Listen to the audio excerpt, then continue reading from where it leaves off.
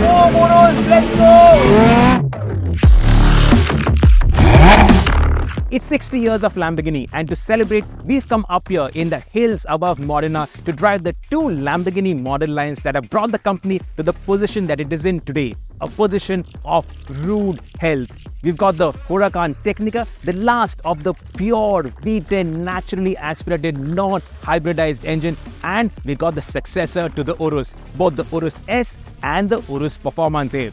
Now in this video, we're not going to tell you which is better, the Urus S or the Performante, because if you can afford either of them, well, both are absolutely incredible. But what we will be doing is going full send up in the hills, making the V10 shriek and the V8 thunder.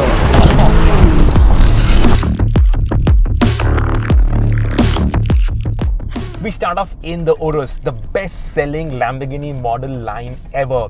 Last year, Lamborghini India put out a press release announcing 200 Urus sales. This year, they'll probably do 220, 230, maybe even 250 because demand has been through the roof. In fact, up until right now, as we speak, the Urus S wasn't available also to order in India. Lamborghini India had run out of entire allocation, but now they've managed to get a few extra units for India. So if you want an Urus S, you better go out and book one right now while there are still allocations. As for the Performante, this is available. Now this is around 50 lakh rupees more than the Urus S, and it is the more track focused Urus. So unlike the Urus S that rides on air suspension, here you only get steel springs, and the springs are lowered by 200 millimeters. So it sits a little bit more hunkered down. This is the SUV that you take to a racetrack. As crazy as that sounds, and I don't know how many Urus Performante owners are going to be taking their SUV onto the racetrack, but if you do intend to, this is more than capable, especially since this runs cut slicks. These are Pirelli Super Trofeo R tires, and these tires are in the 22-inch size. You can also option 23-inch wheels, but that doesn't get the cut slicks, the track spec slicks. It's just crazy. A road-going SUV coming with factory-fitted semi-slicks. And the other big talking point of the Urus S, stick it into sport mode and listen to this.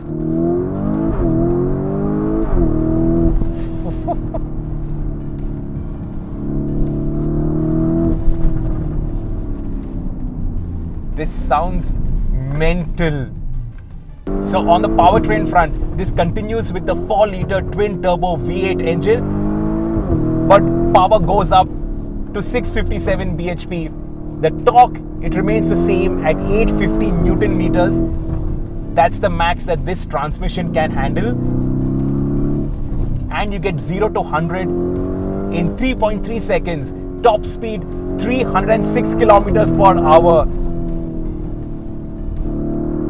There have also been changes to the mechanicals and to the underpinnings. So the Performante, it gets that little wing downforce has gone up.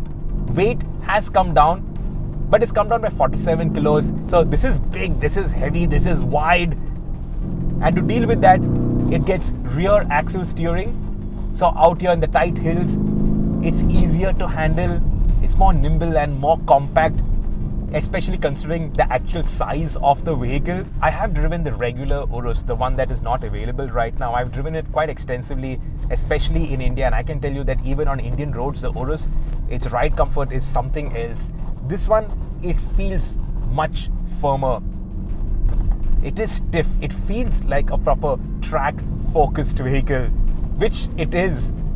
The torsion differential on the rear axle has been reworked, so it sends more power to the rear axle, makes it feel more rear wheel driven. Obviously the torque split using the limited slip differential has also changed, so you get torque vectoring, you get a revised steering, you get wider tracks. All of it leads to that mind-blowing performance in corners, those racetrack lap times, and of course you get absolutely wild styling. So of course, this still looks like an Urus, but it has been revised with more shouty elements. There's more carbon fiber all over the exterior. There is that little spoiler on the rear. You get the quad exhaust tips, and these are Akrapovic exhausts. That also leads to that weight saving because it's a full titanium exhaust. If you want a super sport SUV, this is it. The Performante is it. You crack open the windows a bit more and it sounds ace.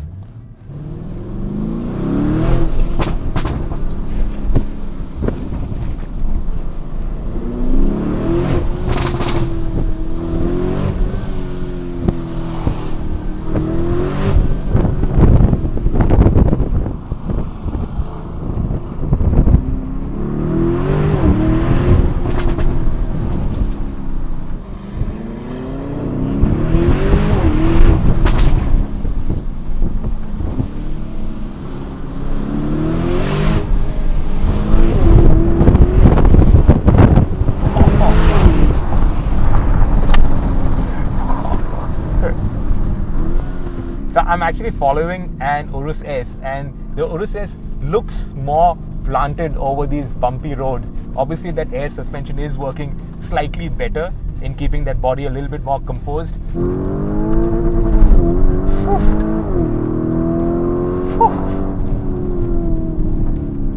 One thing that might not work in favor of an Indian audience is you don't get a sunroof with the Performante. No sunroof! Of course, I'm kidding. Don't bombard the comments. But if you do want the sunroof, there is the Urus S, and that's what we're going to swap into next.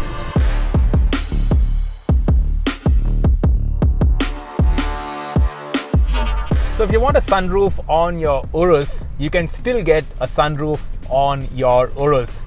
As we started filming this story, Sharad Agarwal, the head of Lamborghini in India, he told us that a few allocations of the Urus S have been additionally been made available for India. So up until now, you couldn't buy an Urus S because all the allocation was done for the India allocation.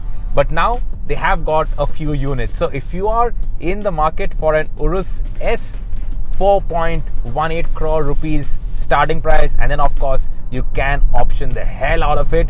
You can get an Urus S. And why should you look at the Urus S over the Performante? Well, not the sunroof, because come on, that can't be your main buying decision. But the big difference is that the Urus S rides on air suspension. So there are two benefits to that. One is the ground clearance. The Performante is 200 millimeters lower to the ground. The Urus S is not only higher, but it can go even higher with the air suspension. So you get the ground clearance plus the associated wading capability, just in case on the off chance that you have taken the Urus S out and it started to rain and the roads have started to get flood. I don't think that's ever going to happen. I don't think anybody's ever going to make that mistake with their 4 crore plus rupee super SUV. But hey, if that's an issue, you're sorted. And the second is the ride comfort. The most important, obviously, this rides in a much calmer fashion compared to the Performante. These ripples, which you could really feel thanks to that firmness in the Performante suspension, this Urus S glides over it all. It soaks it up. It breathes over these bumps. And that makes it a properly comfortable SUV. So the engine, the same 4-liter twin-turbo V8 engine. It makes the same power as the Performante, 657 bhp, the same torque output, 850 Newton meters. So obviously it will have the same 0 to 100 time, the same 306 km per hour top speed. This is fast. Okay, it won't set Nürburgring lap times to the extent that the Performante will do, but I think this is the more sensible option if you're not going to be shattering lap records with your super SUV. It's calmer, it's a bit more composed, yet it is capable of insane speeds, shattering speeds. And then when you are in these narrow streets in the city center, You got to navigate speed breakers. The Urus S does it easily. No stress, no tension. That's the reason why SUVs, performance SUVs, have got such a solid market. You get the power, you get the insane styling, and you get usability. Now, talking about the styling, the Performante gets all those carbon fiber appendages which the Urus S does not. But then again, you save 50 lakh rupees when you buy an Urus S, and you can reinvest that 50 lakh rupees in optional stuff. And to my mind, the Urus S also looks phenomenal. Of course, the Performante is wild, but this looks phenomenal. The only thing that I miss is the Acropov exhaust on the Performante. But honestly, even this sounds throaty, deep, aggressive, loud, angry. Everything. It pops and crackles. Maybe not with the same exuberance, but it's slightly more livable.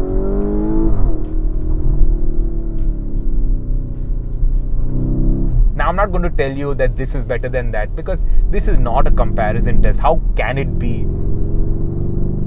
But I'm here to tell you that if you want a little more comfort, Urus S does give you that. It seems like the obvious thing, but I have to stress the fact that you can make out a noticeable difference in the comfort. You don't get a rally mode on the Urus S. You get 5 different modes for the Anima.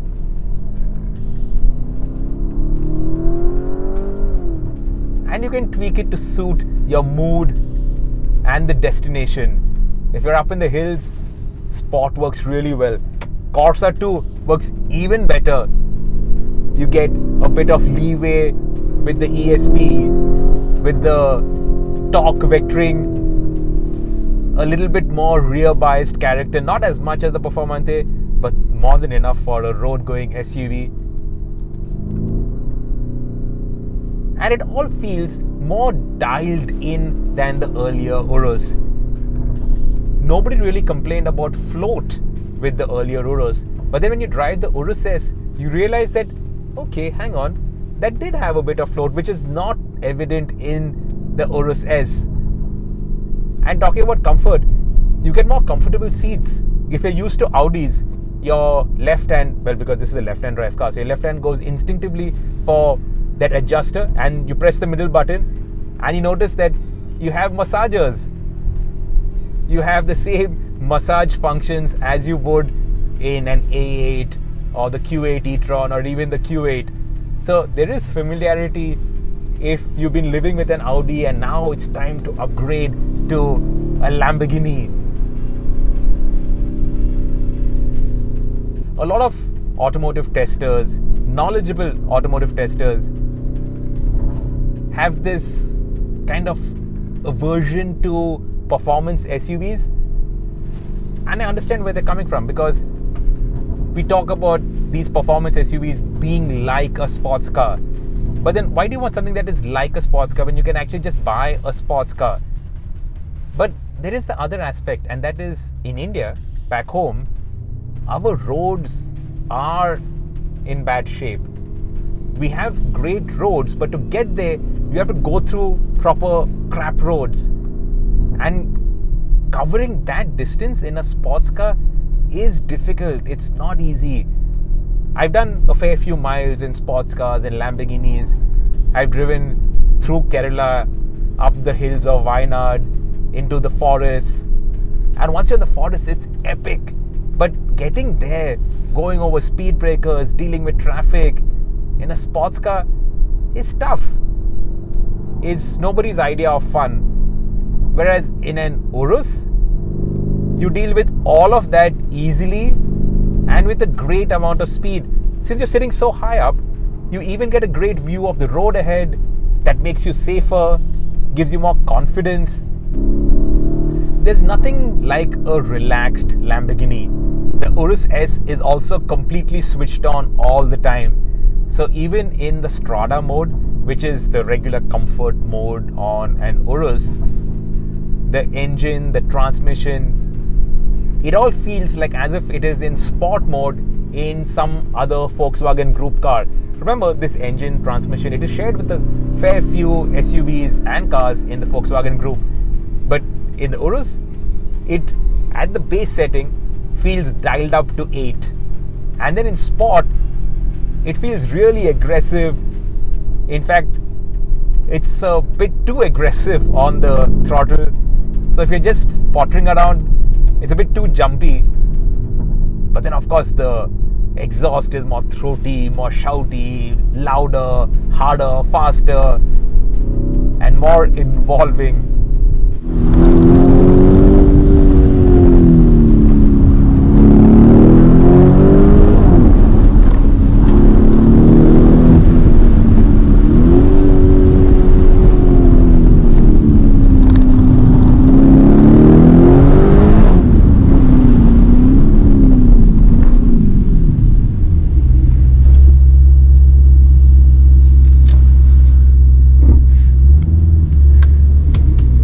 No such thing as a soft Lamborghini.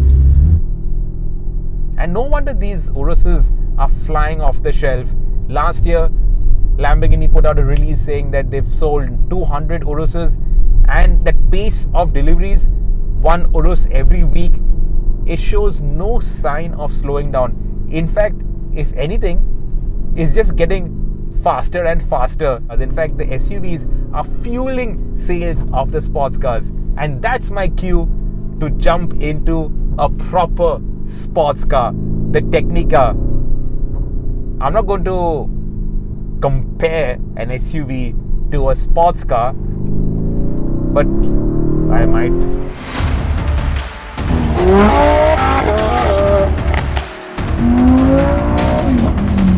Right, and a final switch over now to the Huracan Tecnica. This gives me an opportunity to compare turbocharging to natural aspiration, to compare a big SUV to a light sports car. And the immediate sensation is of driving something that you'll really, really miss when it is eventually legislated out of production. This is the last of the Huracan line. Of course, there is the Sterato, which is the absolute last of the line. But this is where the naturally aspirated, non-hybridized, unmolested V10 ends. And as a way to go, what a way to go!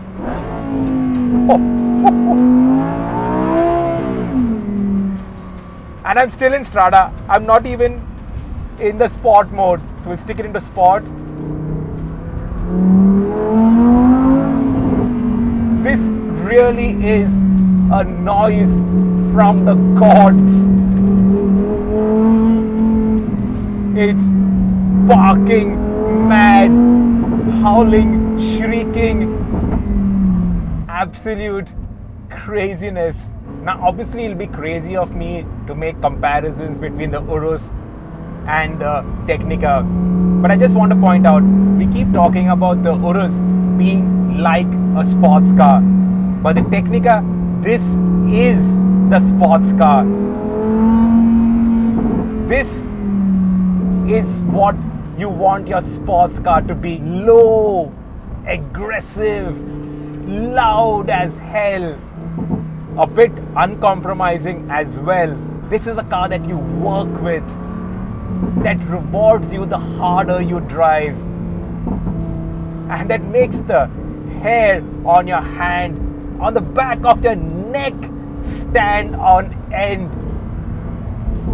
This is unadulterated insanity. The Tecnica is kind of like a greatest hits mashup of the STO and the Huracan Evo.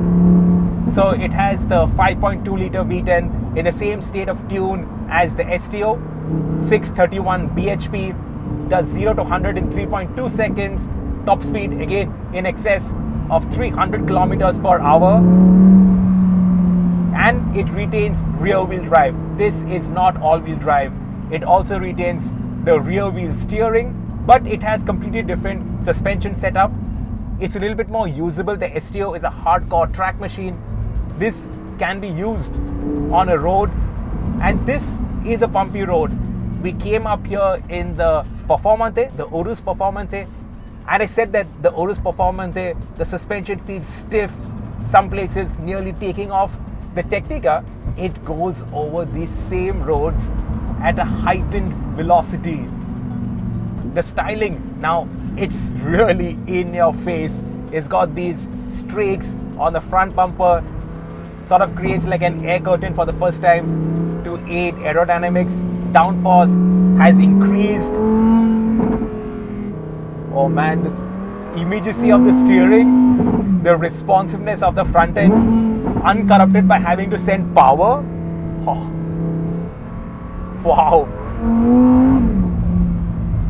You move in from a super SUV, which is what the Huracan Performante is, the best super SUV that you can get your hands on, and then you get into a Tecnica and that feels way too big, way too cumbersome. This is so agile. Round these corners is just a roll of the wrists and you make direction changes. There's so much of immediacy. These tighter corners, a little bit twirl of the steering wheel. Obviously the rear wheel steering is coming in handy over here. It virtually shortens the wheelbase in these tighter corners, makes it more agile, virtually increases the wheelbase when you're driving it faster to give it more stability. And you notice all of this. This is pure theater.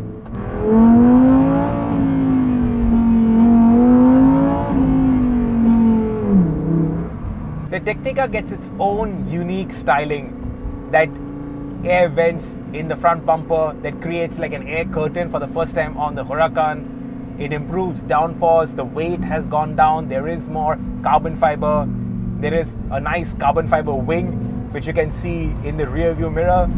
It looks dramatic, and in this purple shade that I'm driving with the green highlights, my god, it is loud in your face.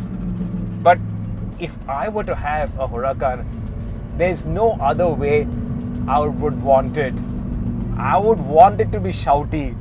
Why would you buy a Lamborghini and want to fly under the radar?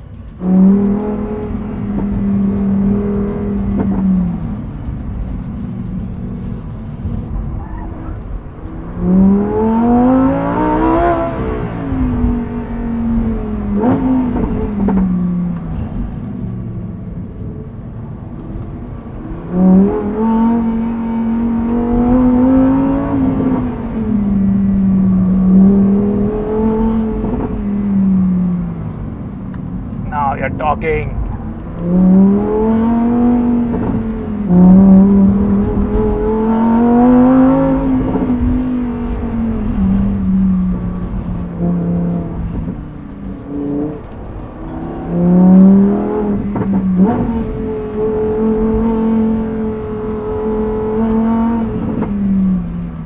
There's no other way to describe the experience of driving a Tecnica.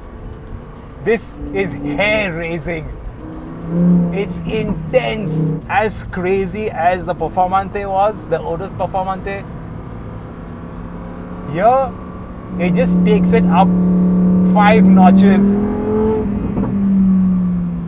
The NA V10 engine, oh my god. This is the only thing that makes me sad about the imminent shift towards electrification. See, electric cars, they will be as fast. Actually, they will easily be faster than our current benchmark ICE sports cars. In terms of handling, they will also improve upon the benchmark that has been set right now, because everything is electronic. So the immediacy of it, the kind of grip that you get, the kind of metering of the torque vectoring, all of that, it will be super intelligent. But this noise, the noise that gets your juices flowing, that gets your adrenaline pumping. That noise is not going to be there. The noise, the vibrations, the sensations, that fizzing of your nerve endings, the ebb and flow as you shift every gear, bang in every gear, all that. How are electric cars ever going to match up to that? And that's why cars like these, they eventually need to go into a museum so that future generations can experience what we've experienced, what we've been lucky enough to test, to grow up on, without all this noise, without all this drama. How are we going to get future generations lusting after cars? You need cars like the Tecnica to howl and scream and keep the passion going in young enthusiasts.